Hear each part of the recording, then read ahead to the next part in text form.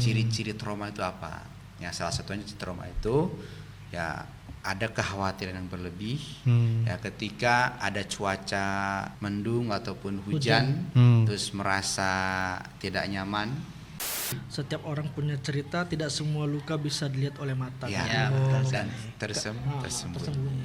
Nah, apabila kita menjumpai memang anak tuh yang trauma berat, maka itu kita tangani secara khusus.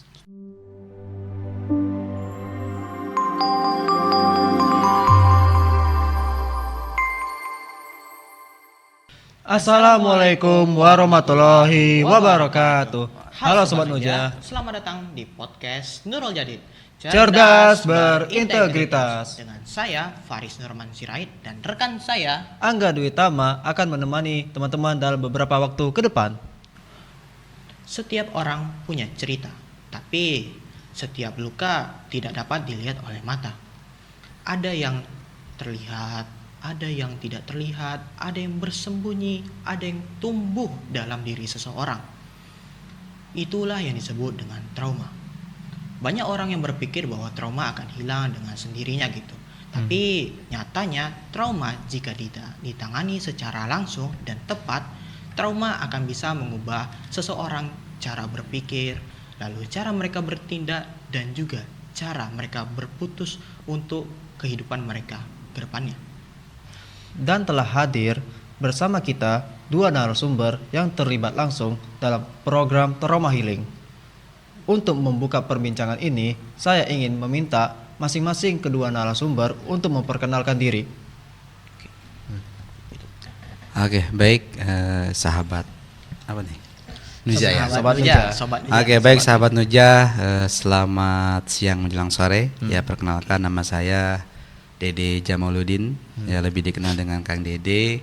Dan aktivitas keseharian saya dosen di kampus Anak Bangsa, ya sekaligus mengajar di sekolah SMK Nurul Jadid ini. Baik, kalau saya Supriyadi Jufri, kegiatan saya ada dua, Kang. Ada dua. Jadi kalau misalnya pagi, iya, kalau pagi sampai siang sampai sore itu di Nurul Jadid di bagian staf keuangan. Kalau malam biasanya di Kansa juga. Ya mungkin sebentar lagi akan dipercaya ngajar, Kak.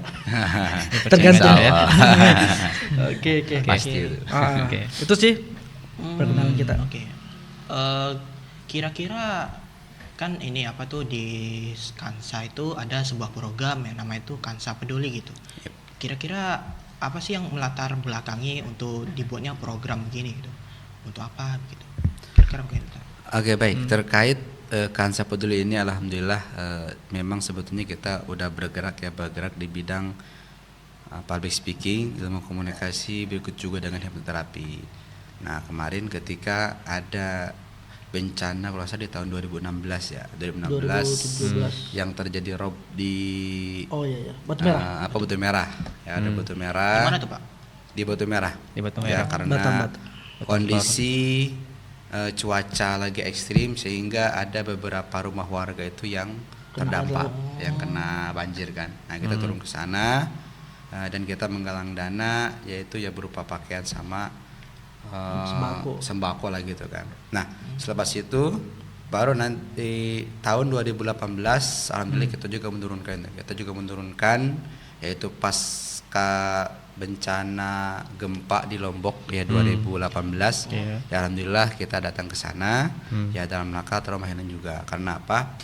Karena kita di Kansa Peduli ini ya di samping kita mempelajari mengenai ataupun tentang ilmu komunikasi, di sana juga ya kita ingin sedikit mengisi puzzle yang memang kurang ya, ataupun ketika ada sebuah bencana itu kan ada beberapa tahapan itu kan, beberapa tahapan.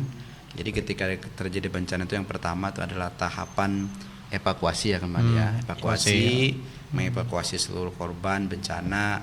Ya, terus yang kedua tahapan recovery, yaitu tahapan ketika korban itu sudah mulai ditempatkan, entah itu di tempat huntara ataupun hunian sementara ataupun tempat memang posko-posko gitu kan. Nah, setelah itu barulah ada yang namanya fase ketiga, yaitu fase traumatic healing. Ya, kita di sini kita peduli mengisi pajal itu traumatic healing, dan alhamdulillah untuk dari sisi traumatic healing tersendiri itu sangat efektif gitu kan, dan memang yang dibutuhkan oleh di berbagai tempat korban gitu kan. Kira-kira untuk trauma healing sendiri itu biasanya memakan berapa waktu gitu? Berapa bulan atau berapa? Oke, terkait untuk waktu itu kondisional, ya. Kondisional tergantung ya satu medannya, tempat ataupun tergantung dari tingkat traumatik korban itu sendiri, kan demikian ya. Nah, sehingga kita waktu pertama kali turun di bencana nasional yaitu di Lombok tahun 2018, ya kita turun dari Kansa, dari kampus itu sebanyak 12 orang, ya berikut juga dengan rektor kami yaitu Pak Bang Haji Riki Solihin, ya turun ke sana, ya kita melakukan observasi dulu. Nah setelah itu baru sekaligus dari sisi traumatic healingnya. Demikian. Untuk 12 orang tersebut selain dua bapak ini kan, kira-kira siapa lagi tuh untuk 10 orang lainnya itu? Oke, ini yang dulu atau gimana? yang sekarang, yang baru kami turun ini, Yang baru-baru. Yang baru inilah. Yang baru-baru di Padang tuh. di Padang. Itu kita ada, kalau kami ada sekitar 11 orang gitu kan. Ya, Ada 11 orang, satu rektor kita Bang Haji Riki Solihin, terus ada direktur pendidikan kita Kak Ical, terus ada beliau Kang Dede, direktur pembantu rektor bidang kurikulum, terus ada Bunda Yeni, pembantu rektor bidang kemahasiswaan. Mahasiswaan. Terus ada dosen-dosen dan asdos, ada Bunda Maria, Teteh Maria, Teh Neng Haja, ada Bunda Nur, terus ada saya sendiri, terus ada Om Didit ya, Om Didit, terus ada dari 2 mahasiswa semester akhir ya, yang lagi menimba ilmu di semester hipnoterapi, yaitu ada Kang Asep, beliau juga seorang pelukis. Terus ada Pak Anwar. Ya. Oke. Untuk daerahnya sendiri itu kan di Padang itu. Itu kira-kira daerah mana aja yang menerima bantuan dari program healing traumatik ini? Traumatik healing. Oke, jadi saya coba ceritakan runut ya Kang ya. Kita ceritakan dari awal.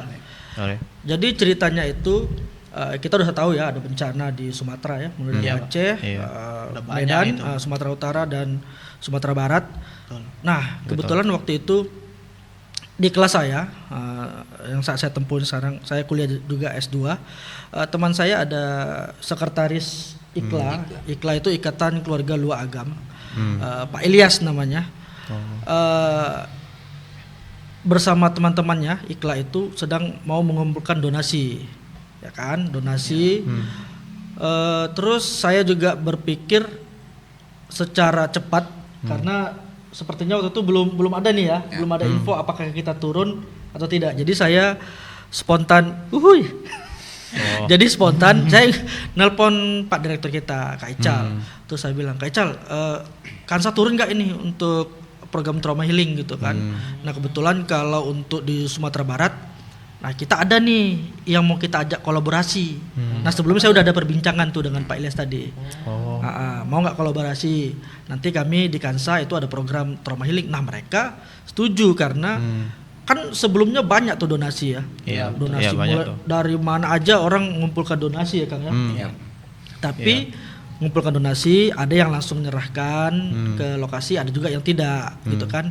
Nah Pak Ilyas IKLA ini ingin sesuatu yang berbeda ya kan. Jadi turun ingin melihat langsung apa yang dibutuhkan. Nah kami turun ya sesuai dengan kapasitas kita ya. Programnya traumatic healing tadi. Nah akhirnya berkolaborasi lah. Jadi kita akhirnya kita juga turun, mahasiswa turun ya Kang ya. Turun mengumpulkan donasi, menggalang dana. Pokoknya nilainya lumayan lah ya. Lumayan untuk di sana ya, kita juga ngasih donasi juga ya di sana ya. Nah akhirnya saya singkat cerita lagi, kita berangkat tanggal 17 ya, tanggal 17 Januari ya. Kita sudah bikin mapnya ya. Jadi sudah ada yang gambarannya. Lokasi. iya, jadi gambar lokasi itu kita sudah kita tidak perlu pusing lagi karena kita iklannya itu sudah kerjasama dengan pemuda-pemuda di sana Ya, ya. kalau di sana Army ya? sekaligus pemuda army dan dari kabupaten juga. Gitu. Dan alhamdulillahnya kami juga bisa berkomunikasi juga dengan pemerintah setempat. Untuk lokasinya sendiri kita fokusnya memang di Kabupaten Agam. Kabupaten Agam, Perimbayan. Lebih tepatnya di Kecamatan Palembayan. Palembayan. Itu di titik kalau di sana orang nyebutnya terparah ya, namanya Galodo ya. Galodo itu air bercampur tanah, bercampur batu, kayu ya Kang ya. Nah, itu yang menghabiskan rumah warga, pemukiman, sawah, ternak dan manusia ya, situ ya. Pasti. Jadi sudah ada yang mapping, jadi kita sudah tahu di situ. Tepatnya kita kemarin di kampung Di Salareh Kolomposko Air. ya, Salareh Air. Salareh Air Timur. Itu nagari namanya. Kalau kita ibaratnya nagari itu Kelurahan. Ya. Di sana Sumatera Barat tuh pakai nagari dia. Nagari ya. Itu singkat ceritanya kenapa terjadinya trauma healing di Sumbar tadi di Kabupaten Agam. Nah, setelah membahas singkatnya trauma healing, nah terus apa aja sih latar belakang yang mendorong Bapak terlibat langsung dalam kegiatan trauma healing? Oke, baik. Nah, sebelum kita masuk ke latar belakang gitu kan. Nah, terkadang kan ada yang bertanya apa sih trauma healing gitu kan. Iya, itu sih. Demikian. Saya Nah, penasaran jadi juga nih. istilahnya trauma healing itu adalah satu metode di mana yang digunakan ya bagi korban tentunya kan itu. Nah, jadi metode yang digunakan untuk trauma healing itu ada berbagai macam metode tergantung daripada korban ataupun keadaan korban yang ada kan itu. Keadaan korban. Nah, ada memang korban itu yang merasa takut ataupun ya ketika ada sebuah bencana ya itu hal yang wajar dan yang dia sudah mengikhlaskan gitu kan. Nah, jadi kita menggunakan dengan beberapa metode. Yang pertama kita dengan metode yaitu persuasif ya, kita metode dengan mendengarkan cerita karena itu pun sejatinya bagian daripada traumatic healing. Ketika ada seseorang lagi berkeluh kesah ataupun dalam keadaan musibah, terus orang tersebut dia menceritakan tentang kisahnya, terus kita mendengarkan. Nah, itu adalah bagian juga di traumatic healing. Nah, itu dengan metode satu persuasif ataupun diskusi. Terus kedua kita menggunakan metode tapping. Ya, tapping itu adalah atau lebih dikenal dengan keilmuannya SEP ya. SEP ataupun spiritual emotional freedom technique. Itu kan, itu dengan mengetuk-ngetuk titik meridian yang ada di dalam tubuh. Ketika diketuk itu sekaligus berbarengan dengan merilis emosi ataupun merilis tentang kejadian. Jadi intinya kita mengikhlaskan tentang kejadian itu dan kita meminta kesembuhannya sembari kita mengetuk titik meridian. Itu menggunakan metode itu, dan kita juga menggunakan secara teknik hipnosis ya, bisa dengan Viking hipnosis ataupun dengan kita melakukan hipnoterapi. Ya, sehingga ketika korban itu ya kita buat serelek mungkin, senyaman mungkin sehingga dia tertidur di dalam kondisi theta. Nah, ketika dalam kondisi theta baru kita merilis emosinya. Itu metode traumatic healing ya, sehingga metode itu tergantung kondisi korbannya gitu kan. Jadi tak mesti harus dibuat dia tertidur, enggak. Ya, dengan cara kita merilekskan, kita berbicara seperti ini sambil ketawa-ketawa gitu kan. Itu juga bagian daripada hipnoterapi. Langsung praktekin aja. Kalau tidur kan? Mau praktekan? Itu Langsung tutup ini. Langsung tutup nanti Pak. ada pembahasan lagi deh. Jadi kalau kayak tapping tadi, contohnya misalnya dia ngetuk-ngetuk bagian nubu-nubu. Tappingnya itu ngetoknya bagian apa aja? Ya, kalau ini tahu? tadi Dari bagian sininya. ada bagian di alis, kan? Alis ya. Tipes, alis, terus di samping. Ya, itu. Terus ada di sini. Tujuannya Di itu sini, untuk merilekskan korban ya. Ya. Ya, salah satunya. Tujuannya itu untuk mengetuk titik Titik. meridian ataupun di mana titik itu langsung terpusat ke otak ya, ke sasaran terus di sana, sehingga kita memberikan instruksi sebenarnya dengan instruksi kepada pikiran ya, kepada otak kita bahwa yang namanya sebuah kejadian itu adalah hal yang sebuah fenomena lah gitu kan, hal yang memang akan terjadi, apalagi sebuah fenomena alam gitu kan, apalagi Yang berupa bencana. mereka eh, tinggalnya itu kan di daerah memang alur untuk air besar ya gitu kan, atau Iya. musim bencana, sehingga ya ketika ada galaudo itu memang terkena gitu kan di sana. Oh. Itu untuk metodenya, yaitu trauma healing. Oke. Untuk waktu recovery-nya sendiri itu butuh berapa lama itu kira-kira? Untuk recovery Iya. sejatinya itu tergantung dari kondisi Lapangan. pasien sendiri. Oh. Lapangan ya, kondisi lapangan juga itu sangat menentukan, dan kondisi daripada pasien itu sendiri kan itu. Nah, istilahnya kan itu tahapan.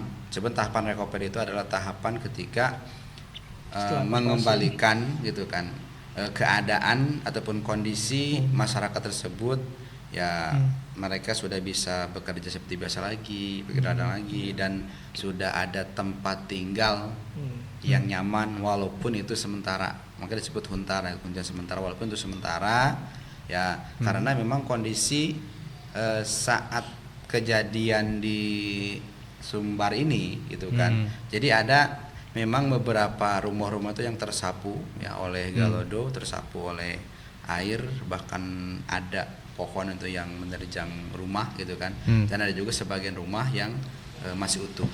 Nah, sebagian rumah yang utuh itu dipergunakan ya oleh warga yang terdampak untuk mengungsi di sana gitu kan. Nah, sama dengan keluarga yang di sana. Ada juga keluarga itu yang memang dibawa sama keluarga sendiri ya, warga itu jauh dari memang Palembayan ya, ada yang di Bukit Tinggi gitu kan, ada juga di Lubuk Basung itu tempat rumah singgah.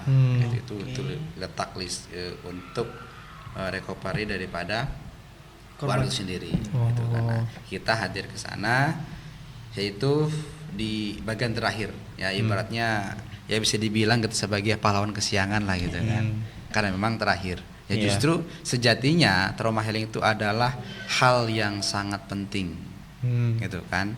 Ya, hal yang sangat penting dari berbagai macam wacana yang memang akan dilaksanakan ketika bencana ya, di samping tahapan evakuasi, recovery. Nah, sejatinya itu trauma healing itu sangat penting sekali kan. Itu sangat penting. Kenapa?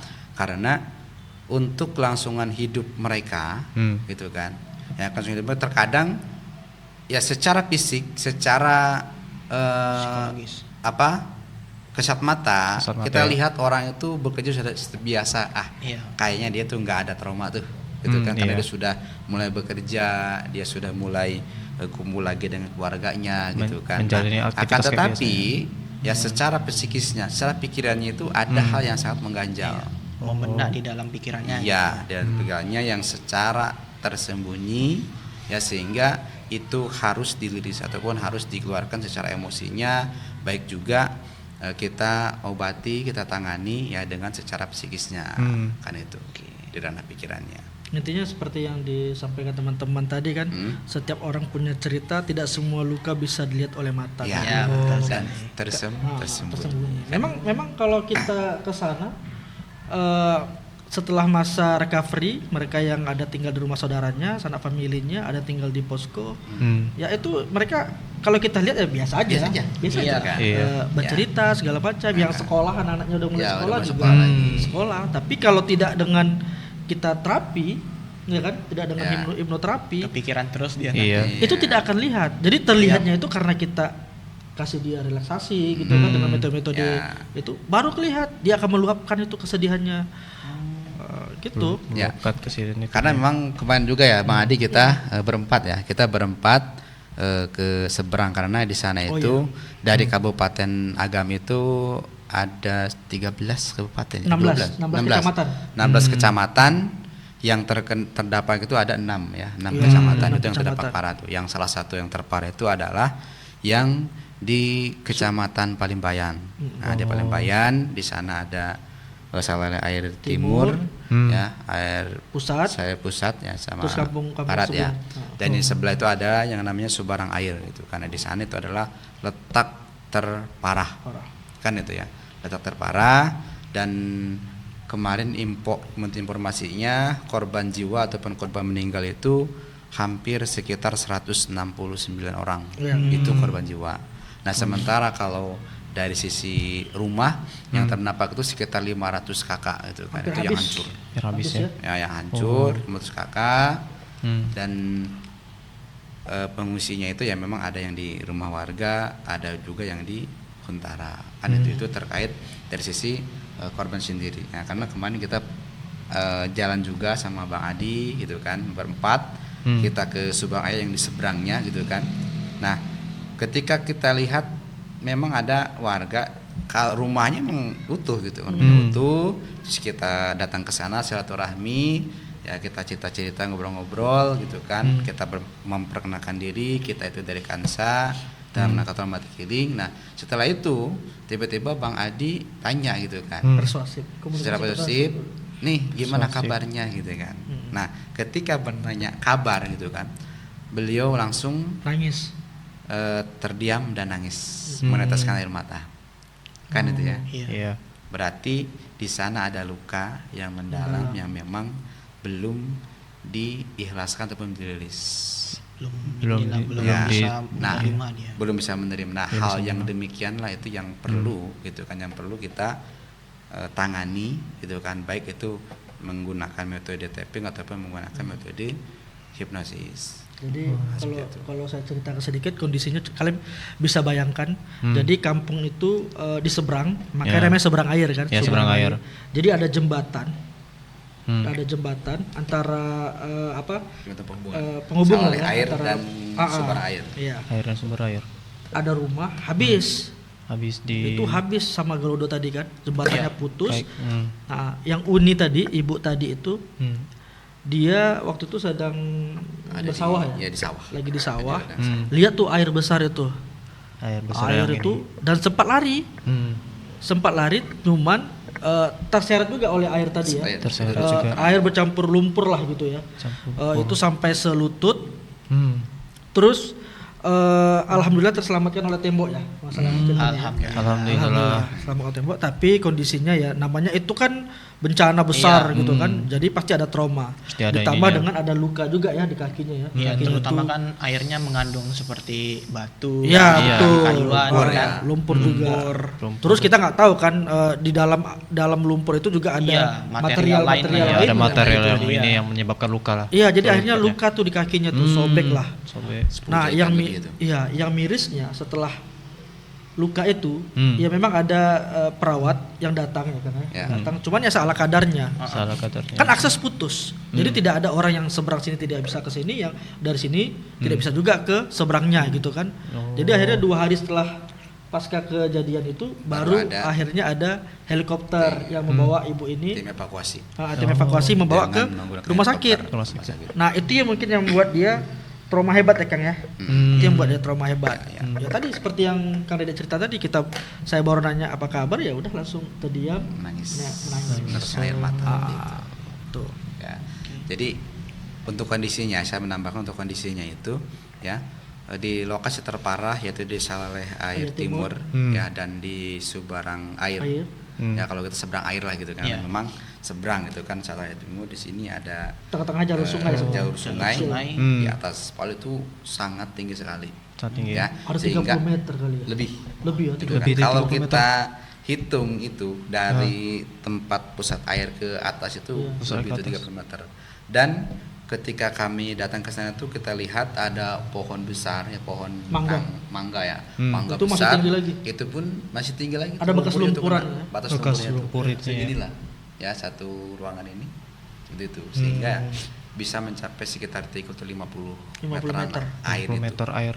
Nah, jadi pas kejadian itu ya tanggal 27 ya. Jadi 27 bulan November ya. November kan. Nah, itu. Nah, jadi pas kejadian itu, nah ini antara saluran air dan Subarang Air itu memang terputus ya, dan kondisi Pak Wali Nagarinya, ya Nyak Walinya itu berada di Subarang Air, sehingga memang akses itu tidak bisa secara Nyebrang. langsung Iya. gitu kan, seberang gitu kan. Nah, Karena kan sehingga udah rusak jembatan. Iya. kondisi yang ada di Salada Air Timur itu ya mereka ala kadarnya ya. Yang membantu itu adalah warga sendiri ya, karena memang dari sisi untuk evakuasi itu karena terputus jalannya sehingga tidak langsung gitu kan. Tidak langsung ke tidak ininya langsung. Nah, kondisi yang di Subarang Air itu ya terkena juga gitu kan. Ada satu rumah tuh yang tersapu habis, ya tinggal lantainya aja ya, dan ada juga beberapa rumah yang memang masih tertinggal, itu terdampak. Nah, pas kejadian, Air nakes mati. pun ya air mati, listrik Listrik mati mati. gitu kan. Nah, Gelap-gelapan. nakes pun datang ke sana itu ya Merangkak-rangkak. dengan merangkak melewati bukit.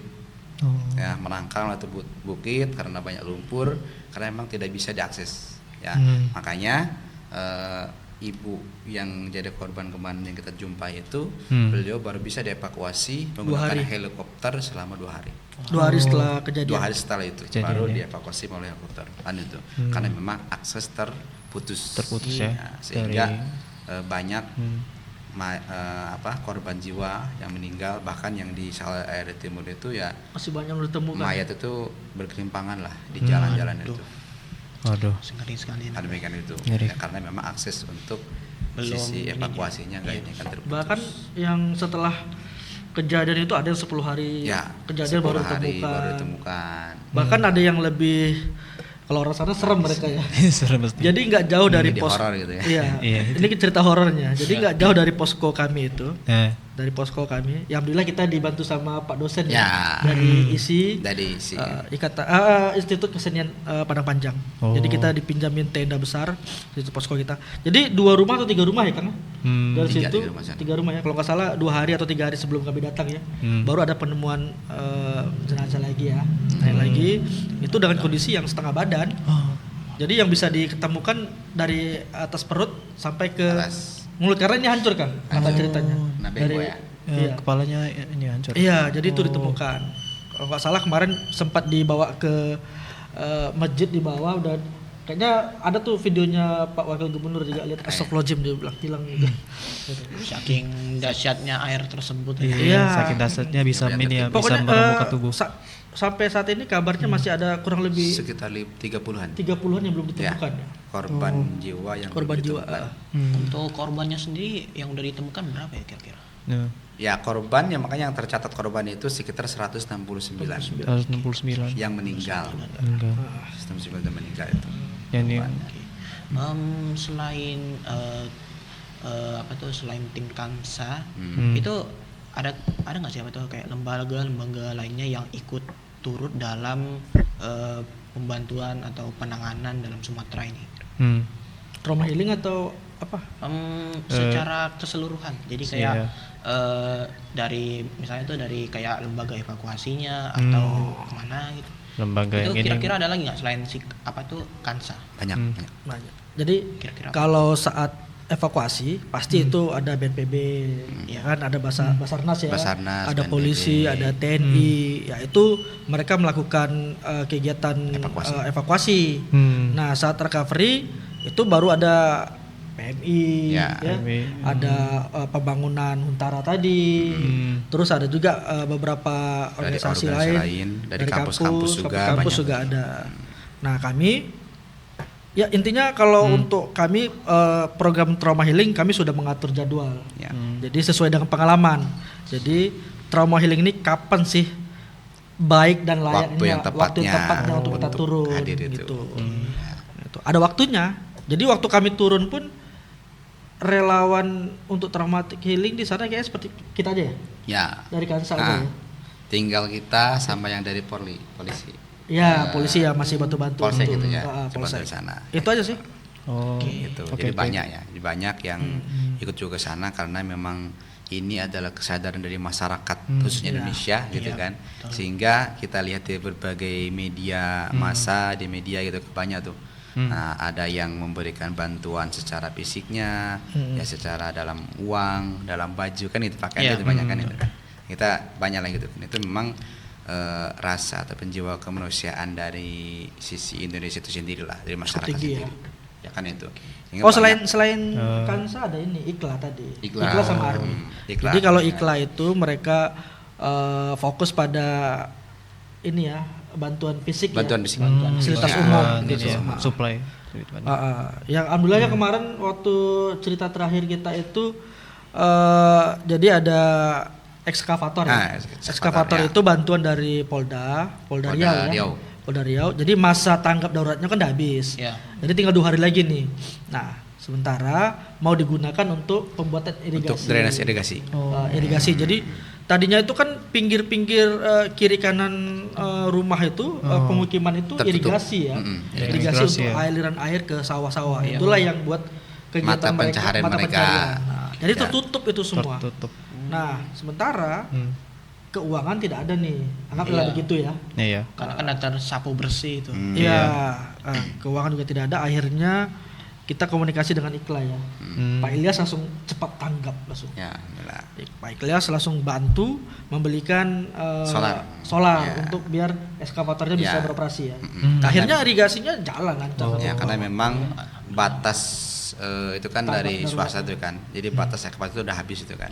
Udah selesai itu mau ditarik gitu kan. Nah, jadi dari pihak Pak Wali Nagarinya meminta keringanan kepada pemerintahan agar eskavator itu jangan diambil dulu karena untuk dari sisi irigasinya itu belum selesai semua gitu kan. Iya. Nah, sehingga diperbolehkan oke, nggak apa-apa dikasih waktu 2 hari, akan tetapi dari sisi minyaknya silakan cari sendiri. kan gitu. Dan oke. alhamdulillah dari Ikla, alhamdulillah dari Pak Ilyas itu diberikanlah untuk minyak selama untuk 2 hari itu sendiri. Dan alhamdulillah sebelum kita Berangkat, pulang 2 hari sebelum kita berangkat itu untuk Lancar. irigasi itu lancar. Jadi air sudah mulai mengalir sehingga warga mulai senang gitu kan karena memang irigasi itu adalah salah satu Sumber mata pencaharian mereka. gitu kan. Jadi bukan hanya untuk irigasi sawah ladang akan tetapi mereka nyuci Iya. bahkan mandi gitu kan. Ngambil air di sana. Karena sebelum terjadi itu Airnya memang bersih, drainase sangat bersih sekali airnya sangat itu. bersih. Memang untuk nyuci di sana. Jadi depan rumah itu di depan ada parit irigasi itu untuk nyuci mereka. Seharian. Sehingga sangat fatal sekali dan alhamdulillah airnya sudah mulai mengalir dan lancar sehingga masyarakat warga bisa nyaman. Nah, itu. Oke. Setelah kita membahas ini terkait apa ya tadi? Apa tadi Pak? Trauma healing. Trauma healing, ya.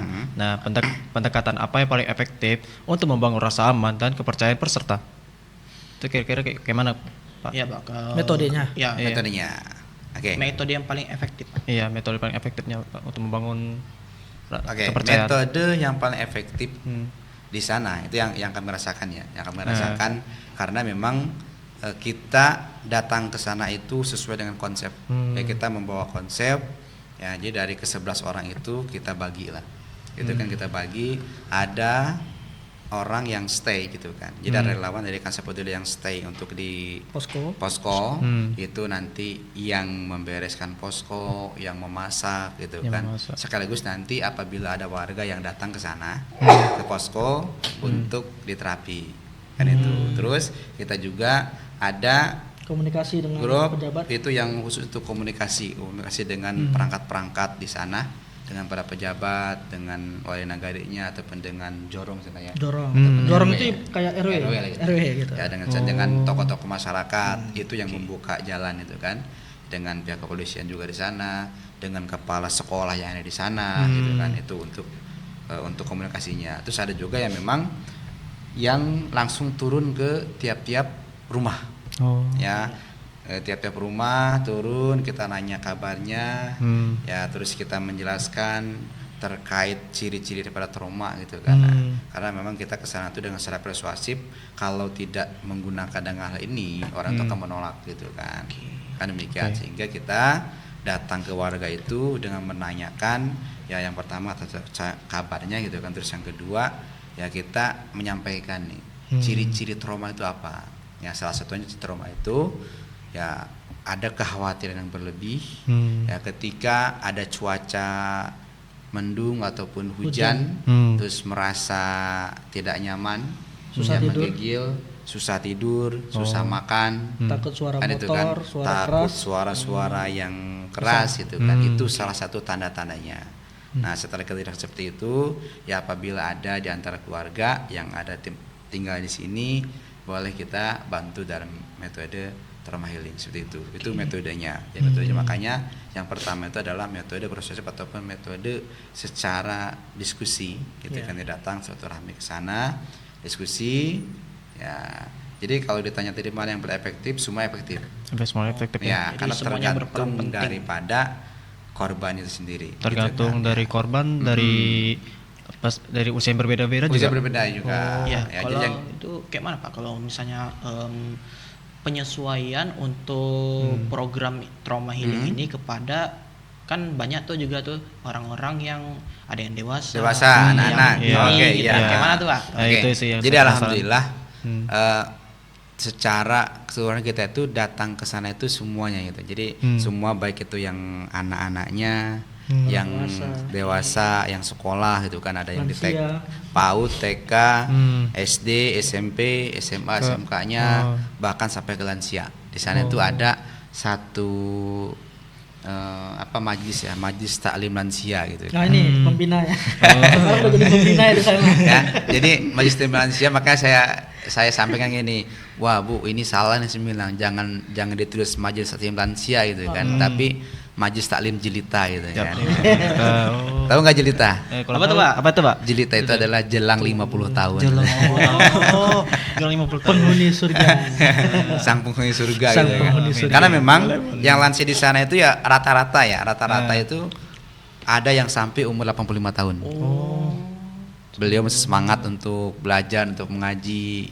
Ya, 85 tahun, 80 tahun, 70 tahun, 50 tahun gitu kan. Makanya di sana ada majelis taklim lansia. Nah, jadi kita datang ke sana tuh ke berbagai latar umur gitu kan. Ya. Dan disesuaikan dengan memang kondisinya gitu kan. Kalau kita datang ke anak-anak yang sekolah gitu kan, ataupun di TK, TK itu ada di ini apa di pengungsian ya. Pengungsian. Di pengungsian. TK Muhammadiyah. TK Muhammadiyah juga ada, terus SMK juga. Kita ke sana itu dengan metode tapping gitu tapping. kan. Ice breaking. Terus yang ice breaking dulu, kita datang ice breaking, senang-senang, ketawa-ketawa, kita menghibur mereka lah. Menghibur mereka dengan metode sulap gitu. Kita alhamdulillah kita bawa juga metode sulap. Ya, terus metode secara storytelling. Setelah itu baru kita menggunakan metode tapping. Itu kalau untuk anak-anak itu. Anak tapping. Ya, nah apabila kita menjumpai memang anak tuh yang trauma berat, maka itu kita tangani secara khusus. Kayak mana tuh Pak caranya? Iya. Ya. Kan ada tuh orang yang kadang tuh ada anak-anak yang tertutup kali kan. Ya, oke. Gimana Nah, Pak caranya? makanya cara membukanya itu dengan ice breaking tadi. breaking. Ice breaking tadi kita senang-senang, happy gitu kan.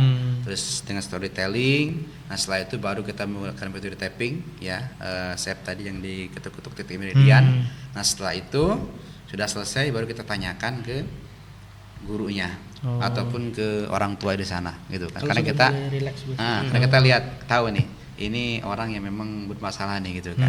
Nah, kan itu. Nah, kita tanyakan, oh iya ini masalahnya, baru setelah itu kita menggunakan metode selanjutnya yaitu dengan hipnosis. Gitu kan. Nah, itu kita lakukan kemarin, ada yang dilakukan di lokasi itu sendiri, ya di kelas itu sendiri, ataupun kita datang ke rumahnya. Datang ke rumahnya ya. Itu datang ke rumahnya, kita janjian dengan orang tuanya ya sore atau malam. Biasanya kita malam kita datang ke rumahnya, baru di sana menggunakan metode hipnoterapi. Nah, Seperti itu. Nah, saya penasaran juga nih Pak. Perubahan apa saja yang paling nyata terlihat pada peserta setelah mengikuti program ini? Oke. Perubahan nyatanya, gimana nih? perubahan nyatanya Pak. Ada cerita lucu nih. Apa tuh Pak? Jadi Nah, perubahan nyata. kalau kami itu kan kegiatannya itu kan bukan hanya terapi aja kan. Jadi storytelling, kita duduk di masyarakat itu salah satu bagian dari terapi juga ya. Terapi juga. Jadi ketika selesai sholat maghrib atau isya ya, yang Kak Dede pergi ke rumah warga. Maghrib. Habis maghrib ya. Iya. Habis maghrib adek ini dia usianya 4 tahun ya. Kalau 4 tahun. namanya Delisa. Hai Delisa. Hai Delisa. Anak Delisa. Jadi Delisa ini takut dengan suara kencang. Suara keras ya. motor apa gitu. Kalau ada Hujan, mendung, takut ya. kalau dengar suara motor, apa itu gitu dia, tutup telinganya gitu. Jadi dua kali terapi kan ya? Mm-mm. 2 kali terapi, hari itu juga. Terus besoknya kita turun lagi ya. Mm-mm. Turun lagi terapi. Tadinya nggak mau dekat sama orang, itu juga. Jadi Iya, akhirnya takut kita ya, saya, Kang Dede, Kang Asep, kita tuh ngopi. Oh ya, ngopi dulu pertama. Kita ngopi sana. itu yang pertamanya. Jadi Jadi, yang pas hari keduanya langsung diterapi, Ya. terapi pagi ya. ya sama Teteh gimana tuh? Sama Teh Maria. Sorenya udah keluar dia. Pakai celana dalam, namanya anak-anak ya. Udah iya, berani pasti. tuh main-main di luar itu. Oh. Nah, itu dampaknya. Itu perubahannya ya. Ya, Ada lagi perubahannya, namanya udah mulai senyum, siapa, Kang? udah berani. Rere. Rere. Rere gimana kan? Oh. Takut Nah, ngeliat rumahnya. Kalau Rere itu dia takut karena pas kejadian itu beliau tuh terbawa ini apa? Ombak, Air yang Air yang ini dalam ya, rukonya yang ya. di dalam rukonya. Ya.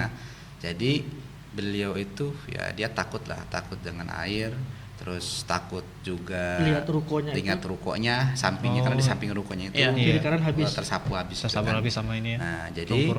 ya kita ke sana ya di terapi, setelah terapi ya alhamdulillah gitu kan. Dia mau 2 langsung jam mandi apa? gitu Berapa kan. jam kan? 2 jam. Ya sekitar 2 jaman 2 dia jam. langsung mandi sendiri, buka baju, di sana ada Ember apa, besar, ada ember baskom, besar baskom. gitu Baskom, kan. baskom Air di- dikeluarin mandi langsung. Isi air Main-main bersih. balon. Langsung semangat. Langsung semangat. lah, masih ada semangat. Tadinya dia takut dengan Air. itu. Kalau untuk tantangan sendiri kayak mana tuh Pak? Kalau tantangannya Pak? Tantangan menghadapinya kayak mana? Ini tantangan dari sisi apa nih? Di sisi medisnya atau dari- tantangan Dari sisi warganya gitu? medis, dari Iya. sisi apa tuh distribusi atau dari sisi apa aja lah Pak? Oke, baik. Nah, tantangan kalau dari sisi warga itu sendiri alhamdulillah ya. Dari kampung apa? Tanah Salah Air Timur itu alhamdulillah gitu kan. Kampung Tengah gitu. Kampung Tengah ya. Jadi alhamdulillah karena memang kita ke sana tuh datang dengan niat baik, terus kedua dengan metode persuasif Oh. gitu kan. Ya, kita sambangin, kita datang. Jadi alhamdulillah disambut hangat oleh masyarakat. Ya karena memang kita berangkat ke sana itu ya didampingi juga Ikla dan Army, kita datang mengadakan audiensi ya dengan pihak pemerintah setempat, Izin dulu gitu ya. izin dulu Oh, ke iya. apa Polsek. kabupaten gitu kan. Iya, itu udah pasti. Kabupatennya.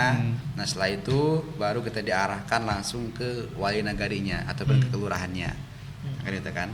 Nah, ke kelurahannya dan alhamdulillah dari pihak kelurahan disambut baik ya dengan nyak walinya gitu kan. Nyak Wali Eh, Ahmad Fauzi. Halo Nyak Wali gitu kan. Wali mudah-mudahan nagari. Nyak Wali bisa lihat boleh. ke sini gitu kan. Dengan sehat dan keluarga dan warga juga bisa lebih pulih kembali lagi. Oke, nah setelah Nyak Wali baru beliau mengarahkan lah untuk di posko. Nah, di posko barulah kita turun ke lapangan dengan siap-siap gitu kan. Nah, makanya dari sisi warga itu sendiri pun alhamdulillah menerima dengan baik, sehingga tidak ada kendala bagi kami ya untuk datang ke sana untuk menterapi. Itu dari sisi warga sendiri. Terus dari sisi untuk terapinya, ya terapinya memang terkendala sih dari transportasinya aja sih. Transportasi Oh, iya, Karena kendala memang jauh. banget ya. Jauh-jauh ke Huntara pun ya sekitar berapa kilo lah gitu kan, hampir 5 kilo lah ke Huntara itu. Jadi memang harus menggunakan memang akses kendaraan. Ya, sementara kita adanya kendaraan itu motor ya, motor 2. Nah, sehingga memang kita gantian lah, bahkan Antar jemput. antar jemput. Sampai Gitu. terjemput ya. Kita kemarin ke SMP Negeri 3 ya. Itu sekitar berapa kilo, jauh juga itu. Jauh itu. Nah, kita antar jemput tuh. Belum Lah, lagi balik. ini kan apa tuh daerahnya, jalannya. Daerahnya, beli bensinnya. jalannya pun gitu kan, makanya istilahnya dari sisi kondisi geografisnya itu ataupun keadaannya memang itulah yang menghambat kita. Tapi itu bukan suatu hambatan bagi Bukan kita. tantangan lah. Bukan tantangan. bukan Ya karena memang itu adalah resiko kita gitu kan. Sehingga memang kita datang ke sana. Bahkan kita ke seberang air pun dengan kondisi yang terjal ya, Batu turunan, besar-besar. naikkan batu besar-besar menggunakan motor gitu kan ya. Sambil bismillah lah gitu kan ya. Jatuh-jatuh lah gitu kan. Tapi alhamdulillah gitu kan. Alhamdulillah. Ya motor pun bisa naik juga ya, walaupun yang diboncengnya suruh jalan itu kan. Saya karena itu. Bang Adi itu ya. Saya bawa motor gitu karena memang jalannya terjal tinggi Batu-batu. gitu, batu-batu sehingga yang bisa naik motor satu aja gitu kan, sementara yang di nomor belakang yang gue jalan lah gitu kan. Itu untuk dari sisi medianya gitu kan. Iya. Nah sehingga misi medianya, terus dari Terapi tadi ya. korbannya ya, Iya, dari korban. korbannya Iya, dari korban. pun karena memang kita menggunakan ya metode persuasif tadi ya. gitu kan. Jadi semuanya menerima sehingga ya? alhamdulillah menerima gitu kan. Oh. Ya, karena memang ada orang yang tadi tertutup, terus kedua yang secara belak-belakan, aku sakit ini takut ini kan itu. Tapi ada cerita lucu nih. Kalau Apa tuh, dibilang Pak? apa Apa sih tuh, Pak? kendalanya? Jadi waktu kita ingat nggak waktu kita di SMA 2 ya? Sama dua, oh iya. SMA 2. Jadi kan kita udah ketemu kepala sekolah nih. Jadi kita jadi sistemnya begitu. Setiap kita mau tempat kunjungan, itu Pak Direktur kita sama Om Didit ya, Pak Kak Ical sama Om Didit itu udah turun duluan. Jadi meminta izin, memberitahu kehadiran kita ya, niat kita apa, tujuan kita apa. Jadi lempeng aja lah, jadi nggak ada kendala. Jadi ketika kami di SMA 2 tadi ya, SMA 2 Pelambayan tadi, jadi udah kumpul lah anak-anak ini, siswa ini yang memiliki trauma yang hebat ya. Ya. Jadi Ada udah 16 orang. Ada 16 orang. 16 orang. Jadi Bang Riki yang membuka sesi awal ya. Om Didit dulu, Om Didit. Habis itu baru masuk ke Bang Riki, mulai hipnosis kan di terapi. Jadi tantangannya itu adalah kadang ada yang menerima gitu. Kalau dia menerima suyet gitu ya bahasanya ya. Dia langsung terhipnosis gitu loh. Maksudnya relax, habis Iya. itu dia Tertidur, gitu. tertidur mendengarkan satu suara, ya kan, satu sumber suara. Nah, Iya. kalau yang tidak ini dia nih tantangannya. Dia menolak untuk diterapi. Jadi tidak masuk itu. Ya kan, apa yang kita terapi itu tidak masuk. Salah satunya itu tuh siapa? Raja. Harus nonton Raja. Jadi Raja ketika dia diterapi, ada dua sebenarnya, Raja sama Kang Raja Dede. sama ini. Aldo. Aldo. Nah, Aldo tuh nolak, tapi dengan metode persuasifnya Kang Dede, akhirnya Aldonya bisa diterapi gitu ya, menceritakan, meluapkan segala sesuatunya. Nah, Raja ini nih. Kenapa Jadi saya kan bagian dokumentasi tuh. Iya. Saya lihat tuh mana nih, ada yang begitu diterapi kan disuruh tutup mata, mendengarkan gitu. Jadi dia gini-gini matanya, pura-pura jadinya gitu kan. Jadi saya panggil Kang Asep saya bilang kan, panggil tuh si Raja gitu. Coba terapi gitu kan. Diterapi. Nah, diterapi lah sama Kang Asep. Kamu dengarkan suara saya begini bla bla bla bla. Terus dia jawabnya gini, Aku lapar, Pak. saya nggak bisa konsentrasi, Pak. Dia bilang gitu. Saya lapar, Pak. Saya lapar. Boleh nggak sambil MBG? Saya lapar dulu kan tuh. Jadi itu yang bikin ngakaknya itu tuh. Jadi ada fenomena-fenomena Terus yang biasa lah gitu kan. Iya, fenomena indah lah buat kita juga. Ada bagian. sedihnya, ada senangnya, ada pecahnya gitu. ada lah. sedih, ada Itulah serunya yang ya. memang kita alami. Raja tetap sehat ya. Amin, mudah-mudahan. Iya, mudah-mudahan bisa ya. aktivitas seperti biasa lagi. Amin. Amin, Kan amin. itu, ya. Jadi itulah yang memang kita rasakan gitu kan. Namanya kalau ditanya tentang kendala ya alhamdulillah sih secara keseluruhan kita bisa berjalan dengan lancar dan diterima dengan warga. Bahkan sebelum kita pulang pun ya ini yang dari kampung sebelahnya nih yang di kampung apa? Koto Tigo ya, tiga Koto ya. Itu yang di atas tuh. Itu sebetulnya Kita udah pulang itu sebenarnya, jadwal pulang. ya Jawa pulang. Heeh. Ya Jawa pulang karena saya pun ngecek sebelum kita pulang tuh ngecek ke sana ke lokasi bahwa itu adalah sumbernya gitu kan. Jadi pas pertama datang ke itu dari sana Hulunya. hulunya ya sebelum menerpa yang di sawah air ya. Karena memang sangat parah sekali, bahkan kemarin pun saya datang ke sana sama Kang Asep itu dalam kondisi yang terjal dan kita melihat dari sebagian warga itu ikut gotong royong dengan peralatan seadanya, bawa cangkul, bawa ya pokoknya peralatan seadanya itu membangun jembatan lagi. Dan saya lihat memang di sana belum tersentuh gitu kan oleh eskapator gitu kan. Karena eskapator masih di bawah tuh. Yang di atas itu belum tersentuh sehingga mereka seadanya gitu kan. Seadanya membuat jembatan, membuat jalan agar karena akses itu adalah akses untuk bercocok tanam bertani di sana gitu kan. Karena walaupun di sana itu istilahnya tidak dari secara fisik ataupun rumah itu tidak hancur gitu kan, akan tetapi mata pencaharian mereka yang memang terganggu karena alur galudu tersebut. Nah sehingga kami pun berpesan bolehlah untuk ngisi dulu gitu kan baju lansia, dan alhamdulillah ya kita usahakan, dan alhamdulillah di yang kedua kalinya, karena hari pertama itu di hari Senin ya Bang Andi. Senin itu bisa sore, dan hari Selasa sebelum kita pulang itu Selasa pagi kita berangkat sana gitu kan untuk mengisi. Dan alhamdulillah dari sisi warga itu sangat antusias, semangat banget, dan mereka berharap kalau bisa tambah lagi lah kata waktunya katanya kan gitu. Nah kan udah udah trauma healing ini udah programnya nih. Ya. Nah untuk pendapat Bapak sendiri itu kayak mana sih untuk cara untuk menjaga kesehatan, mau itu secara fisik maupun secara mental, secara mandiri gitu. Kira-kira kayak Gimana Bang Adi? Kalau kami udah agak makan. Iya, yang jelas makan teratur, kan? Karena kita kan juga itu sebenarnya menguras tenaga juga ya, menyerap emosi korban kan. Nah jadi kita alhamdulillah dibantu sama istri saya Bidan Rina. Kita disiapin vitamin ya. Terima kasih atas bantuannya. Kita disiapin vitamin, jadi sebelum tidur kita juga konsumsi vitamin gitu kan. Tidur yang cukup walaupun tidak cukup ya kan. Terus poin pentingnya sebelum tidur makan durian. Nah itu terakhir itu. Intinya itu tadi, tetap jaga kesehatan. Kita waktu tidur sebenarnya walaupun tidak banyak tapi berkualitas. Gitu. Vitamin juga dikonsumsi, makan makanan yang sehat yang dimasak oleh teman-temannya. Alhamdulillah. Ada sambal galodo. Sambal galodo. Itu buatan Kang Asep tuh, sambal galodo. Itu sih. Nggak betul ya kalau nggak ada sambal. Gitu. Oke. Nih. Harapan dan pesan apa yang ingin Bapak sampaikan untuk masyarakat, khususnya bagi mereka yang sedang berjuang menghadapi trauma? Oke, Kang Dede. Ini sebelum akhir ya? Atau mau terakhir nih? Mau terakhir Pak. Mau terakhir gitu kan. Apa tuh Pak harapannya? Kira-kira di sini ada yang ditanyakan nggak mengenai dari mana dananya gitu kan? Kita berangkat itu kan? Belum ya? Belum. Oke, tanya dulu dong.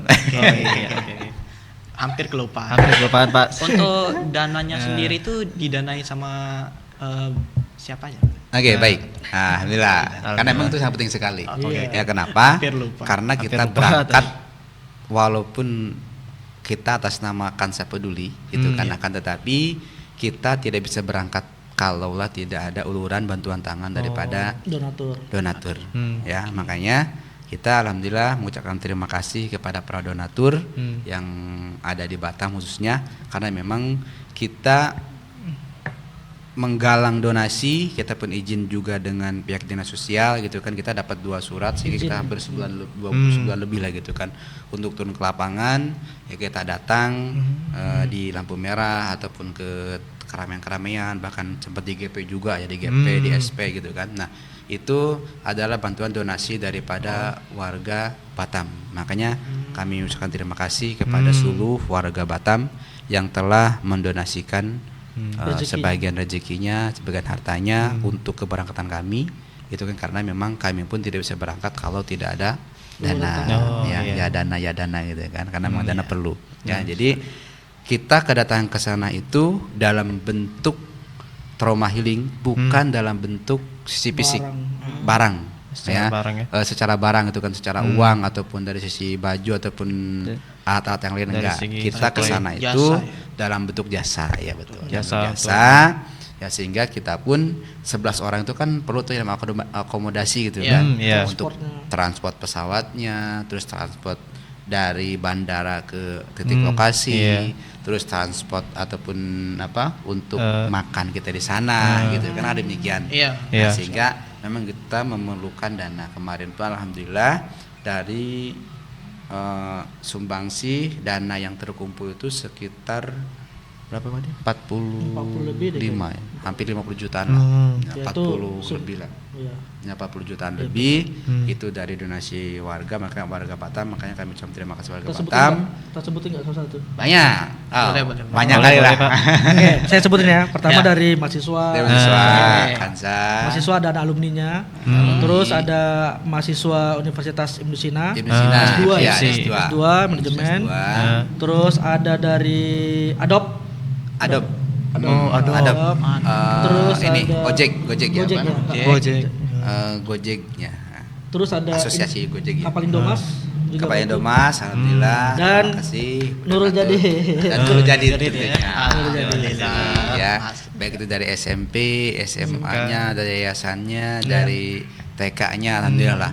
Ya kami ucapkan pun terima kasih ya kepada seluruh sivitas dari di bawah naungan Yayasan Nurul Jadid gitu kan, yang telah memberikan sumbangsihnya baik itu dari dewan-dewan gurunya ataupun dari siswa-siswanya yang menggalang dana, alhamdulillah kita ucapkan terima kasih. Makanya banyak sekali donatur-donatur yang memang membantu kami, dan itu pun adalah sebuah amanah dan beban bagi kami, yang mana uang itu akan kita pergunakan itu kan untuk trauma healing ini ya, sehingga walaupun secara fisik, secara kesat mata itu tidak terlihat yang bantuan yang dari kita itu, akan tetapi karena yang memang kita datang itu adalah secara psikisnya, gitu kan, itu untuk para donaturnya. Mengasah psikisnya buatnya. Kayak itu.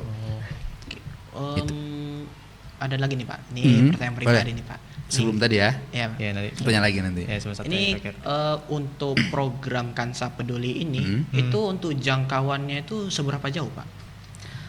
Untuk Jangkauannya seberapa jauh? Kalau ditanya jauh ya sejauh mungkin.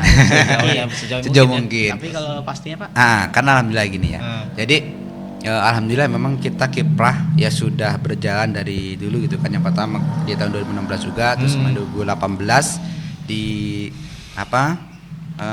terjadi gempa di Lombok, dan kita juga berangkat di 2000 berapa? 17. 17. 18. Enggak, yang di Lumajang itu 2022 ya. Oh, 2022. Nah, sebelum itu di Palu ya. Ya. Nah, di Palu karena memang keadaan Palu dan apa yang di Jawa Barat itu?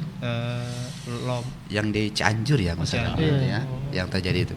Nah, rencana kami pun mau berangkat juga, akan tetapi dari sisi akomodasi kurang, sehingga kita langsung memberikan secara dananya aja. Dana yang terkumpul kita berikan sana. Itu kan, dan tahun 2022 kemarin waktu terjadi erupsi Semeru, ya kita juga berangkat 5 orang berangkat ke sana dalam rangka trauma healing juga. Dan alhamdulillah di tahun sekarang, di tahun 2025 ini 2026 ya. 2026 ya kita berangkat untuk Sumatera, dan memang rencana kami juga ada wacana untuk Sumut ya, Sumut dan Aceh. Aceh dan Sumatera Utara yang dan sekarang Aceh. itu sekarang apa? itu di Bogor ya. Di Bogor ya, Cisarua. Cisarua gitu kan, hal itu. Yang Jadi kalau mau mudah-mudahan- paling dikatakan yang paling jauh ya, kalau di wilayah timur ya tadi Lombok. Lombok. Kalau wilayah barat ya sejauh ini ya di Palambayan gitu. Palambayan tadi demikian ya, sehingga memang istilahnya insya Allah kita dari Kansa Peduli akan terus hadir ya, selama kami di sini akan terus hadir gitu kan, untuk sedikit meringankan beban daripada korban Psikis. gitu kan, secara psikis Ya. insya Allah gitu kan. Nah, demikian itu jangkauannya. Oke. Setelah tak berasa Riz. Selesai. Ya. Sejam ya? Sudah Iya. hampir 2 jam. Ya. 45. Oke. 40 menit. Nah, dan Pak, saya oke. ngira-ngira. Harapan dan pesan apa yang Bapak ingin sampaikan untuk masyarakat khususnya bagi mereka yang sedang berjuang menghadapi trauma. Oke. Ya, itu Pak. Harapannya Pak Adi, silakan. Harapannya Pak. Kalau saya gini ya, Ah. harapannya pertama siapapun silakan berlomba-lomba untuk berbuat kebaikan. Kebaikan. Tapi kalau Oke. dalam bencana kita harus tahu ada 3 tahapan. Yang pertama itu adalah evakuasi, yang kedua recovery, yang ketiga adalah trauma healing. trauma healing. Jadi kalau ingin berdonasi silahkan dimulai dari ketiga tahap ini lah intinya. Jadi kadang ada juga yang udah mengumpulkan dana, ya kita banyak tahu lah ya dari Yeah. pemerintahan ya, yang mungkin dananya nggak sampai segala macam. Tapi intinya berbuat baik gitu. Terus harapan kedua untuk masyarakat yang kena terdampak bencana ya, tetap sabar. Ini adalah ujian. Nah, ujian itu tidak mungkin melebihi kapasitas Ya. kemampuan kita ya. Ini diberikan oleh Allah ya. Ya. Nah, untuk teman-teman yang para relawan tetap sehat, tetap selalu berbuat kebaikan.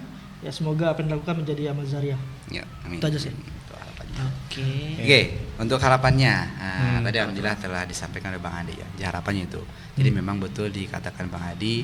Ya, jadi untuk selanjutnya gitu kan terkait bagi para donatur gitu kan, bagi para donatur, ya untuk memberikan donasi itu ya memang nggak salah sih, karena memang itu suatu niat baik gitu kan, itikat baik kan. Tapi ketika niat baik itu tidak disesuaikan dengan alurnya ataupun tidak tepat sasaran itu kan, itu akan sia-sia, karena memang maaf saja gitu kan, kami juga melihat itu kan, melihat di sana itu Baju dari sisi pakaian itu kan, jadi pakaian itu memang banyak yang Dibuang-buang. ada yang terbuang gitu kan, itu kan, itu karena memang kurangnya dari sisi manajerial itu gitu kan, memang harus paham itu kan, nah, itu harus paham kapan waktunya untuk tahapan evakuasi, tahapan recovery dan tahapan trauma healing kan, itu bagi donatur. Dan kami mengucapkan ribuan terima kasih kepada seluruh donatur ya, baik itu yang ada di dalam negeri Indonesia ya, khususnya di Batam atau umum Indonesia ataupun di yang lainnya, itu kan mengucapkan ribuan terima kasih. Itu adalah uluran tangan kita, itu rasa kemanusiaan kita, sosial kita, karena memang sejatinya kita adalah bersaudara, sehingga ketika ada satu orang ataupun satu kelompok yang memang terasa tersakiti, sebenarnya kita harus membantu. Itu bagi donatur. Dan bagi warga ataupun masyarakat yang terdampak itu kan, harapannya ya mudah-mudahan diberikan kesabaran dan ketabahan gitu, karena ini ada sebuah ujian ya, sesuai dengan di dalam Al-Qur'an dijelaskan. Bismillahirrahmanirrahim. Wala nabluwannakum bisyai'in minal khawf wal ju' ya wa nasi wal amsu was samarat wa basyiris sabirin alladzina idza asabatum musibah qalu inna lillahi wa inna ilaihi raji'un.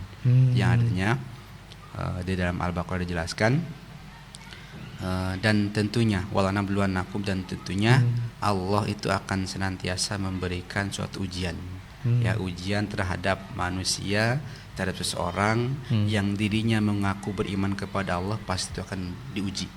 Ya, dengan apa? Bisa minal khawf, dengan berupa satu ketakutan ataupun dengan berupa kekurangan, baik itu di kekurangan hartanya, kekurangan jiwanya, ataupun ada yang korban meninggal, ya, terus wasamarot dan buah-buahan ataupun dari sisi pertaniannya, karena memang kondisi kejadian kemarin itu pas lagi mau musim-musim panennya Mbak Dia. Sawah, Durian. ya durian juga gitu kan, terus jagung, Pinang. coklat, pinang, wah banyak di sana. habis. Ya habis gitu kan itu. Nah, itu untuk menyadarkan bahwa Basyirus Sabirin, berikanlah kabar gembira terhadap siapa, alladzina idza asabatum musibah, yaitu orang yang terkena musibah dengan mengucapkan innalillahi wa inna ilaihi raji'un. Sesungguhnya kami milik Allah dan akan kembali lagi kepada Allah. Sejatinya kita menyadarkan bahwa apa-apa yang kita miliki itu adalah sejatinya titipan daripada Allah, dan ketika Allah akan mengambil, maka Allah kita harus mengikhlaskannya kan itu. Dan satu hal lagi, bahwa yang namanya sebuah ujian itu Allah tidak akan memberikan beban terhadap seseorang kecuali orang itu mampu mengemban beban itu, ataupun Allah tidak akan menguji seseorang, pasti orang itu mampu ya untuk mengemban ujian itu. Demikian intinya. Itu mudah-mudahan korban ataupun warga yang ada khususnya di Saleh Air Timur gitu kan, ataupun di Palembayan, yang desa Barang Air, yang terdampak yang di Sumatera Barat ataupun Sumatera Utara dan Aceh gitu kan, mudah-mudahan diberikan ketabahan, kesabaran, dan insya Allah bisa bangkit kembali. Amin. Siap, harus bangkit. Harus bangkit. Terima kasih untuk Pak Dede dan juga Pak Adi ya, Pak Andi ya. untuk harapan dan pesannya. Dari perbincangan hari ini kita mendapatkan satu kesimpulan bahwa trauma bukanlah kelemahan, tapi ia adalah sebuah yang biasa dirasukan oleh manusia gitu, sesuatu yang manusiawi. Dan untuk kamu, ketahuilah bahwa kamu tidaklah lemah untuk orang yang merasa trauma. Dan meminta bantuan bukanlah sebuah kelemahan, tapi sebuah upaya. Dan dari saya, Paris Roman Sirait, dan rekan saya, Angga Dwi Tama, pamit undur diri. Wassalamualaikum warahmatullahi wabarakatuh. Nurul Jadid, Cerdas berintegritas.